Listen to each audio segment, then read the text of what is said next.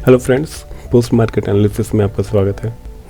मैं आज आपको दिखाना चाहता हूँ कि मेरा बनाया हुआ इंस्टीट्यूशनल डिमांड सप्लाई इंडिकेटर कैसे काम करता है और कितना सटीक काम करता है। आइए चलिए देखते हैं।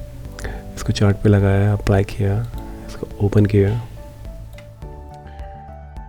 और 20 तारीख को मार्केट 22,905 पे बंद हुई है।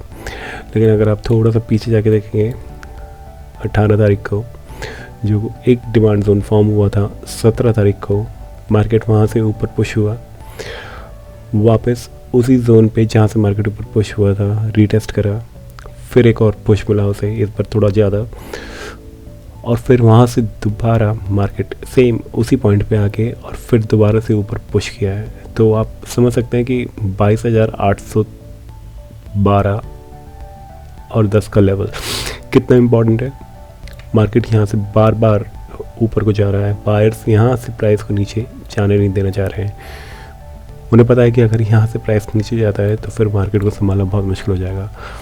और आप ये देखिए कि डिमांड सप्लाई इंडिकेटर ने कितने अच्छे से इस जोन को मार्क किया है। ऊपर भी अगर आप देखें तो सप्लाई जहाँ से स्टार्ट हुई है उस एरिया को उसने क्लियरली मार्क किया है, डिफाइन किया हुआ है, अच्छे से डिफाइन किया है। अगर हम 15 मिनट के टाइम फ्रेम पे जाएं और डिमांड सप्लाई इंडिकेटर में demand supply Jones for options को छोड़ के डिमांड सप्लाई जोन्स अप्लाई करें यहाँ पे, तो आप देखेंगे कि लेवल्स कितने अच्छे तरीके से मार्क किए हुए हैं इसने। अगर आप यहाँ पे देखेंगे तो जो यहाँ पे सप्लाई जोन है, यहाँ से एक बहुत अच्छी रेड कैंडल बनी है, उसके बाद मार्केट नीचे गई है, फिर बायर्स ने ऊपर पुश किया है, लेकिन दोबारा से सेलर्स ने कंट्रोल लेके एक लोअर लो बनाया है यहाँ पे। तो ये जो सप्लाई जोन है ये एक्चुअली यहाँ पे ब्रीच हो चुका है क्योंकि बायर्स ने इसको ब्रीच कर दिया है। तो यहाँ पे ये बेसिकली ख़त्म हो जाना चाहिए। अगर आप देखेंगे यहाँ पे, अगर आप जोन को एक्सटेंड नहीं करेंगे तो वो वहाँ पे ख़त्म हो जाएगा। लेकिन जस्ट फॉर द सेक मैं आपको दिखाना चाहता हूँ कि जो जोन है, जो पुराने जोन्स हैं वो कितना अच्छा काम करते हैं। कोई अगर पुराना डिमांड या सप्लाई जोन है, इंस्टीट्यूशनल डिमांड या सप्लाई जोन है, प्राइस अगर वहाँ पे दोबारा आता है तो वहाँ पे फिर रिएक्ट करता है। ऐसा नहीं है कि एक बार वहाँ पे ब्रीच हुआ तो उसकी सिग्निफिकेंस कम हो गई या इनवैलिड हो गया वो सप्लाई जोन। नहीं, मार्केट वहाँ पे गया, दोबारा वहाँ से सप्लाई स्टार्ट हुई और मार्केट नीचे आई, फिर ऊपर गया। ये तो ये जो ऊपर वाले जोन्स हैं ये भी कितना अच्छा काम कर रहे हैं। देखिए अगर यहाँ पे प्राइस गया तो वहाँ से दोबारा नीचे आया है मार्केट। ये भी बहुत पुराना जोन चलता आ रहा है। ये 27 जनवरी को ये फॉर्म हुआ था ये डिमांड जोन, और वो अभी तक प्राइस वहाँ से रिएक्ट कर रहा है।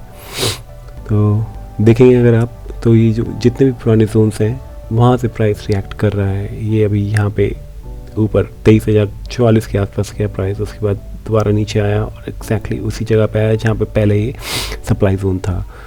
अब सप्लाई जोन से प्राइस ऊपर है तो ये एज ए डिमांड काम करेगा। तो यहाँ से फिर प्राइस ऊपर गया, दोबारा यहाँ पे आया, रुका यहाँ पे और फिर ब्रीच किया उस जोन को, दोबारा ऊपर गया। जो एक नया सप्लाई फॉर्म हुआ है इस कैंडल पे 2 बजे की कैंडल पे, वहाँ से प्राइस ने फिर नीचे को मूव शुरू किया और 20 तारीख को गैप डाउन ओपन होने के बाद मार्केट बिल्कुल फ्लैट रही है। और अभी देखते हैं कि आज के दिन क्या हुआ है।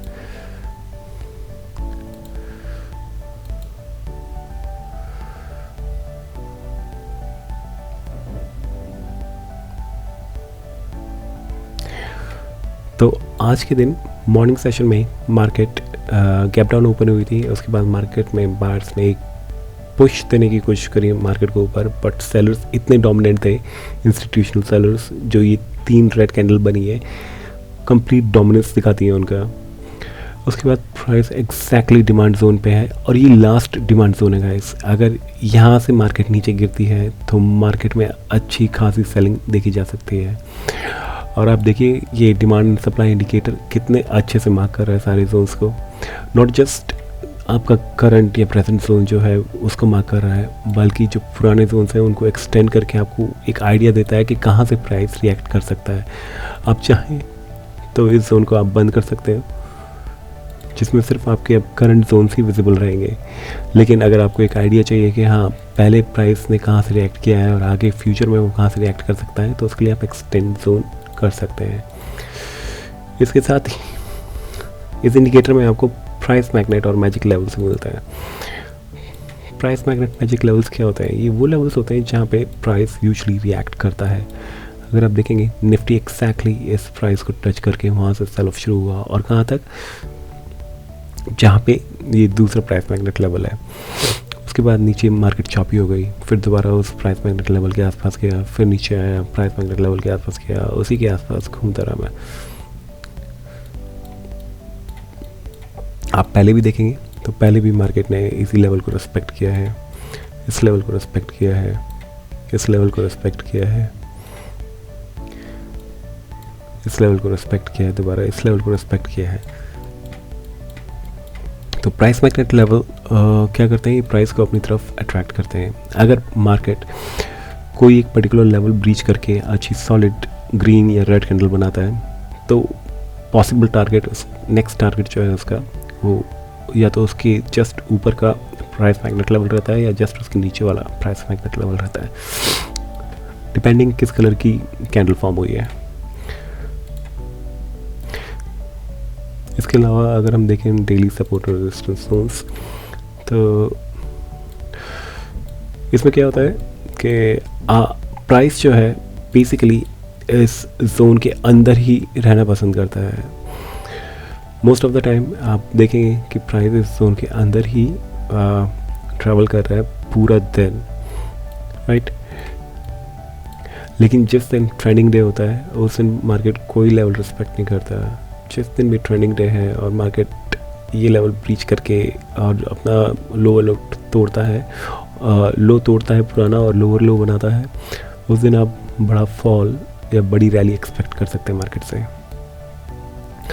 Otherwise most of the time market इसी जोन के बीच में रहना पसंद करता है और ये बहुत अच्छा सपोर्ट रेजिस्टेंस का काम करता है। अगर आप यहाँ पे देखेंगे तो यहाँ पे एज अ रेजिस्टेंस काम किया, देन यहाँ पे एज अ सपोर्ट काम किया, यहाँ पे एज अ रेजिस्टेंस काम किया सॉरी, यहाँ पे एज अ सपोर्ट काम किया है, यहाँ पे एज अ रेजिस्टेंस काम किया है, यहाँ पे एज अ सपोर्ट काम किया है, एज अ सपोर्ट काम किया है, यहाँ पे एज अ सपोर्ट काम किया है, यहाँ पे एज अ रेजिस्टेंस काम किया है। तो रिवर्सल कैंडल्स आपको बेसिकली एक आइडिया देते हैं कि कहाँ से मार्केट मूव कर सकता है। ये ट्रेडिंग एडवाइस नहीं है, बाय सेल सिग्नल भी नहीं है, जस्ट एन आइडिया कि यहाँ से प्राइस मूव कर सकता है ऊपर, डिपेंडिंग ऑन कि क्या मार्केट स्ट्रक्चर फॉर्म हुआ है। आप एक वेल इन्फॉर्म्ड डिसीजन ले सकते हैं इससे। So thank you guys, I will see you in the next video, take care.